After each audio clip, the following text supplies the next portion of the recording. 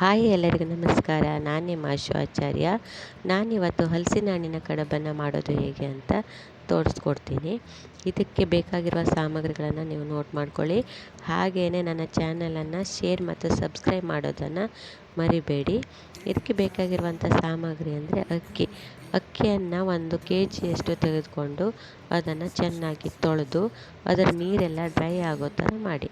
ಆಮೇಲೆ ಅದನ್ನು ಮಿಕ್ಸಿ ಜಾರಿಗೆ ಹಾಕಿ ಒಂದು ರವಾದಷ್ಟು ಏನು ಮಾಡಿ ಅಕ್ಕಿ ರವೆಯನ್ನು ಮಾಡ್ಕೊಳ್ಳಿ. ಅಕ್ಕಿ ರವೆ ತೀರಾ ಚಿಕ್ಕದು ಇರಬಾರ್ದು, ದೊಡ್ಡದು ಇರಬಾರ್ದು, ಮೀಡಿಯಮ್ ಆಗಿ ಅದನ್ನು ರುಬ್ಕೊಳ್ಳಿ. ಈ ತರಿತರೆ ಆಗಿರುವ ಅಕ್ಕಿ ಹಿಟ್ಟನ್ನು ನೀವು ರೆಡಿ ಇಟ್ಕೊಂಡ್ಮೇಲೆ ಅದಕ್ಕೆ ಇನ್ನು ಬೇಕಾಗಿರುವಂಥದ್ದು ಹಲಸಿನ ತೋಳೆ. ಈ ಹಲಸಿನ ಹಣ್ಣಿನನ್ನು ಎಲ್ಲನೂ ಬಿಡಿಸಿ ಇಟ್ಕೊಳ್ಳಿ. ಅದನ್ನು ನೀವೇನು ಮಾಡಿ ಒಂದು ಮಿಕ್ಸಿ ಜಾರ್ಗೆ ಹಾಕಿ ಪೇಸ್ಟ್ ಮಾಡ್ಕೊಳ್ಳಿ. ಈ ರೀತಿ ಮೆತ್ತಗೆ ಪೇಸ್ಟ್ ಮಾಡ್ಕೋಬೇಕು. ಒಂದು 25-30 ಹಾಕ್ಕೊಂಡ್ರೆ ಒಳ್ಳೆಯದು. ಈ ರೀತಿ ಚೆನ್ನಾಗಿ ಪೇಸ್ಟ್ ಆದಮೇಲೆ ಇದಕ್ಕೆ ಬೇಕಾಗಿರುವಂಥದ್ದು ಇನ್ನೊಂದಂದರೆ ತೆಂಗಿನಕಾಯಿ ತುರಿ. 1 ತೆಂಗಿನಕಾಯಿಯನ್ನು ಚೆನ್ನಾಗಿ ತುರಿದಿಟ್ಕೊಂಡು ಅದಕ್ಕೆ ಒಂದು 10 ಏಲಕ್ಕಿಯನ್ನು ನೀವೇನು ಮಾಡಿ ಕುಟ್ಟಿ ಪುಡಿ ಮಾಡಿ ಹಾಕಿಟ್ಕೊಳ್ಳಿ.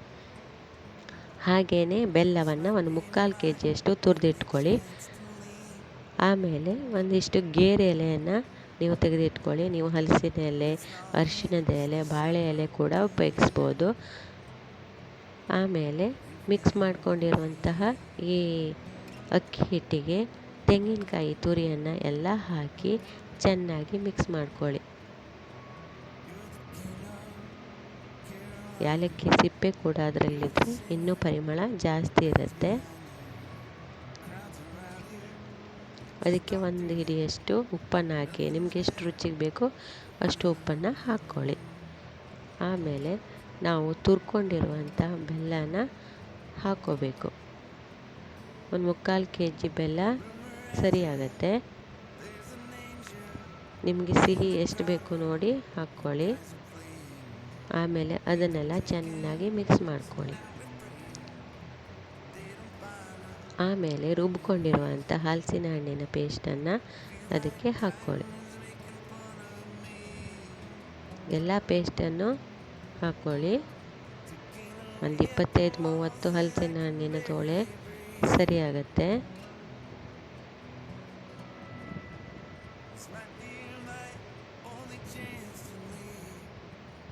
ಎಲ್ಲ ಹಣ್ಣಿನ ಮಿಕ್ಸರನ್ನು ಹಾಕ್ಕೊಂಡು ಅದನ್ನು ಚೆನ್ನಾಗಿ ಕಲಿಸ್ಕೋಬೇಕು.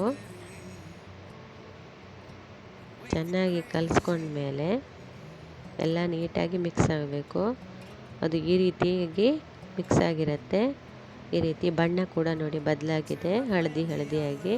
ಅದನ್ನು ಗೇರು ಎಲೆ ಮೇಲೆ ಒಂದೊಂದಿಷ್ಟನ್ನು ಹಾಕಿ ಅದನ್ನು ಸ್ವಲ್ಪನೇ ಸ್ಪ್ರೆಡ್ ಮಾಡ್ಕೊಳ್ಳಿ. ಮಧ್ಯ ಭಾಗ ಅಷ್ಟೇ, ಸುತ್ತಲೂ ಸ್ಪ್ರೆಡ್ ಮಾಡ್ಕೋಬೇಡಿ, ಮಧ್ಯದಲ್ಲಷ್ಟೇ ಇಡಿ.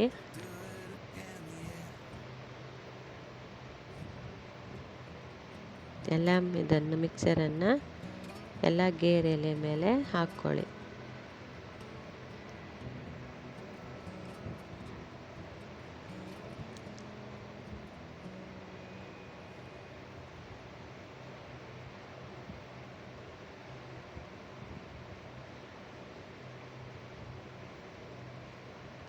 ನನ್ನ ಚಾನಲನ್ನು ಸಬ್ಸ್ಕ್ರೈಬ್ ಮಾಡೋದನ್ನು ಮಾತ್ರ ಮರಿಬೇಡಿ.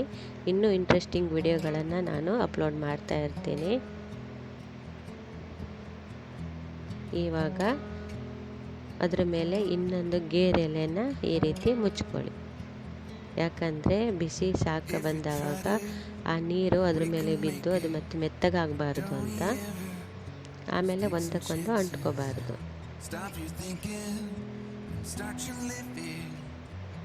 ಎಲ್ಲ ಗೇರು ಎಲೆಗಳನ್ನು ಚೆನ್ನಾಗಿ ವಾಶ್ ಮಾಡಿ ಇಟ್ಕೊಂಡಿರಬೇಕು.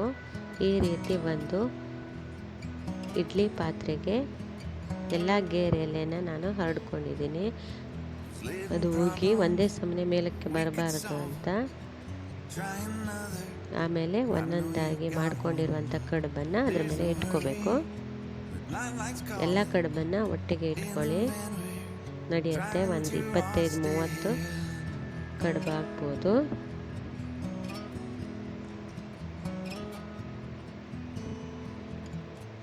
This feels like time was making fun of me. ಆಮೇಲೆ ಮುಚ್ಚಳನ ಮುಚ್ಚಿ 1 ಅವರ್ ಏನು ಮಾಡಿ ಬೇಯಿಸ್ಕೊಳ್ಳಿ. ರುಚಿಕರವಾದ ಹಲಸಿನ ಹಣ್ಣಿನ ಕಡುಬು ರೆಡಿಯಾಗಿದೆ. ಒಮ್ಮೆ ಟ್ರೈ ಮಾಡಿ ಕಮೆಂಟ್ ಮಾಡಿ ಹೇಳಿ ಹೇಗಿದೆ ಅಂತ ಹೇಳಿ ಆಯಿತಾ.